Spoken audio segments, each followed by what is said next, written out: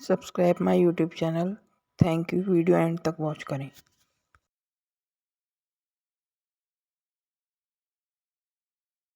महादेव ने अपने मस्तक पर चंद्रमा क्यों धारण कर रखा है, जानेंगे इस वीडियो में। क्योंकि एक दिन राजा दक्ष की पुत्री से उनका विवाह हुआ। दो पुत्री थे, एक को तो वो बहुत प्यार करते थे और एक को प्यार नहीं करते थे। नाम भी अभी बता रहा हूँ, रुचि और श्रुति से। जब वो एक को प्यार करते थे और एक को प्यार नहीं करते थे तो वो राजा दक्ष के पास पहुंच गई। उनकी दूसरी बेटी जिससे शादी हुई थी, चंद्रमा जी, उसे प्यार नहीं करते थे, दूसरी वाली को करते थे। तो क्रोध में आकर राजा दक्ष ने चंद्रमा को श्राप दे दिया कि तुम्हारी जो वो है ना, तुम्हारा जो तेज है ना, वो धीरे धीरे करके खत्म होता रहेगा और तुम एक दिन समाप्त हो जाओगे। फिर वो वहाँ से तो चले गए। उन्हें कोई उपाय नहीं सूझ रहा था। वो शिव जी की शरण में गए, बहुत पूजा जप तप करा भगवान शिव का।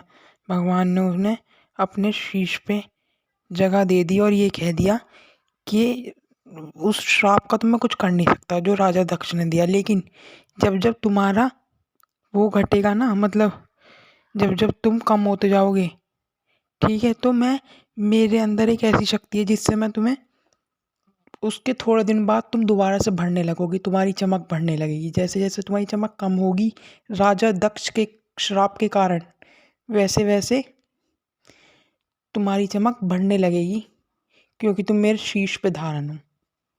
इसलिए करते हैं भोले बाबा चंद्रमा को अपने शीश पे धारण। और जहाँ उनने बचने के लिए पूजा करी थी, चंद्रमा ने बचने के लिए शंकर भगवान की पूजा करी थी कि शंकर भगवान मुझे अपने मस्तक पे स्थान दे दें या फिर मेरी इस प्रॉब्लम को सॉल्व कर दें। राजा दक्ष के कारण, श्राप के कारण मैं मर सकता हूँ। जहाँ उनने पूजा करी थी वो आज भी स्थित है, वो ज्योतिर्लिंग, जिस ज्योतिर्लिंग पे पूजा हुई थी। और उस ज्योतिर्लिंग का नाम है सोमनाथ। और ये पूरी कथा सोमनाथ की ही कथा है। ये कथा ना सोमनाथ लिंग की ही कथा है। और ये बताने की कथा है कि शिव जी ने क्यों करा था चंद्रमा को अपने शीश पे धारण, क्योंकि श्राप दे दिया था राजा दक्ष ने कि थोड़े थोड़े दिन बाद तुम्हारी चमक घटने लग जाएगी और तुम मृत्यु को प्राप्त हो जाओगे, ऐसे ऐसे।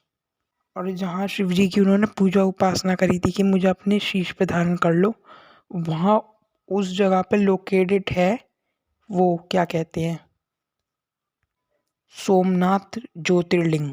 सोमनाथ ज्योतिर्लिंग उस जगह पे स्थित है।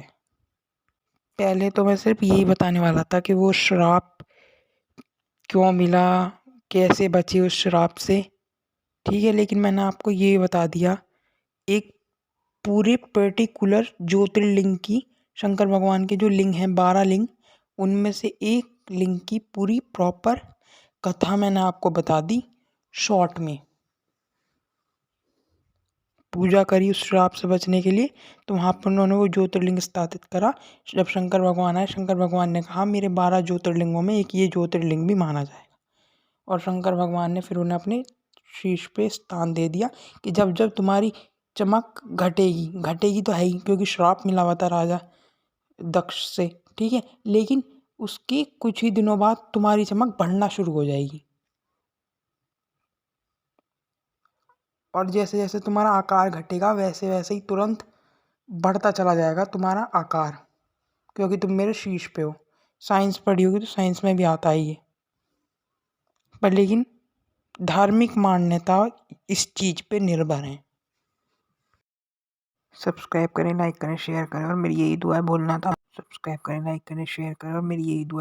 आप पर कृपा करें।